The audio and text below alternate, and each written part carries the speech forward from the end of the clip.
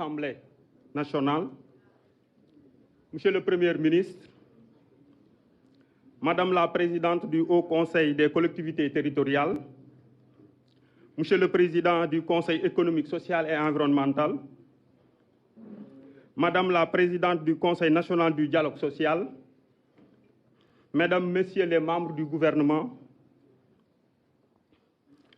Monsieur le coordonnateur du dialogue national, Monsieur le Président de la Sénat, Monsieur le Président du CNRA, Mesdames, Messieurs les représentants du corps diplomatique, Mesdames, Messieurs les représentants des partis politiques et coalitions de partis,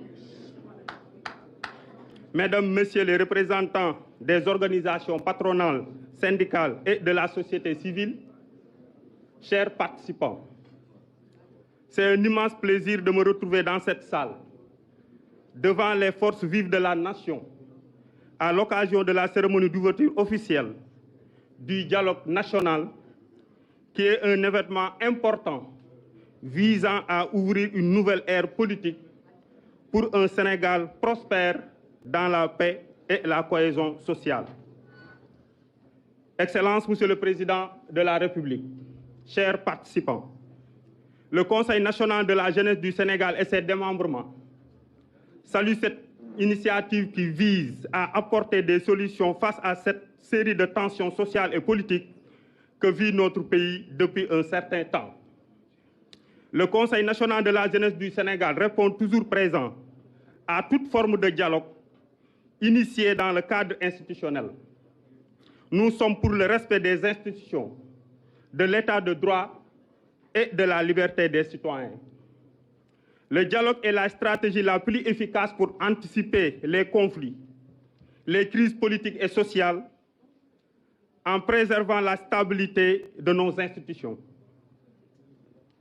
C'est pourquoi le Conseil national de la jeunesse du Sénégal appelle l'État, les partis politiques, les coalitions de partis présents à ce dialogue, qui est un cadre de réflexion et de proposition de solutions concrètes face aux difficultés que rencontre la jeunesse sénégalaise, parmi lesquelles nous citons: la voix et la préoccupation des jeunes ne sont pas suffisamment prises en compte dans l'élaboration et la mise en œuvre des dispositions pour l'emploi et l'insertion des jeunes, la rareté d'un emploi décent pour les diplômés des universités et des écoles de formation, la précarité des emplois dans les secteurs de l'économie informelle, des collectivités territoriales, de la presse, de l'artisanat et de la culture, la problématique de l'accès aux ressources foncières.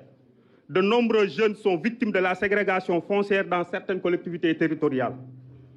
L'insuffisance des fonds alloués au financement des projets de jeunes, l'absence d'une politique d'éducation aux médias, à l'information et l'utilisation des réseaux sociaux qui participent à l'apologie de la violence. La faible implication des jeunes aux instances de prise de décision. Les jeunes représentent plus de 60% de la population et dans les instances de prise de décision, nous représentons moins de 2%. La marginalisation des jeunes qui évoluent dans le secteur informel de l'économie, les marchands ambulants, les conducteurs de moto Jakarta, les câbleurs, les ouvriers agricoles, les tailleurs, les maçons, les cordonniers, les mécaniciens, les femmes de ménage, les techniciens de surface ne bénéficient pas souvent d'un encadrement technique et financier des projets de l'État. Le manque de synergie d'action entre les parties prenantes qui évoluent dans les secteurs de l'enseignement supérieur, de la formation professionnelle, de l'insertion et de la politique migratoire. Les conséquences économiques du changement climatique, de la pandémie de Covid-19, de la guerre en Ukraine, avec l'augmentation des denrées de première nécessité. Son Excellence, Monsieur le Président de la République, chers participants, la jeunesse responsable dit oui à un dialogue inclusif pour éviter les pertes en vies humaines lors des manifestations politiques. La jeunesse consciente dit oui à un dialogue constructif pour lutter contre la destruction et le saccage des biens publics et privés des citoyens sénégalais. La jeunesse avant-gardiste dit oui à un dialogue ouvert pour lutter contre la pensée unique et promouvoir une démocratie interne au sein des partis politiques, des coalitions de partis, mais aussi dans les organisations de la société civile. La jeunesse engagée dit oui à un dialogue participatif pour le vote d'une loi sur la parité générationnelle, instituant un quota de 30% de jeunes dans toutes les assemblées électives. La jeunesse entrepreneuriale dit oui à un dialogue productif pour la mise en œuvre du Conseil pour l'insertion et l'emploi des jeunes, créé par décret 2021-172 du 27 janvier 2021. La jeunesse associative dit oui à un dialogue citoyen pour mettre à jour le décret 76040 du 16 janvier 1976 fixant les obligations particulières auxquelles sont soumises les associations à but d'éducation populaire, sportive et culturelle, ainsi que les renouvellements des instances du Conseil national de la jeunesse du Sénégal. La jeunesse panafricaine dit oui à un dialogue diplomatique pour la mise en œuvre de la Charte africaine de la jeunesse, que le Sénégal a ratifié depuis 2009, d'accélérer le processus d'application de la ZLECAf et de lutter efficacement contre la migration irrégulière.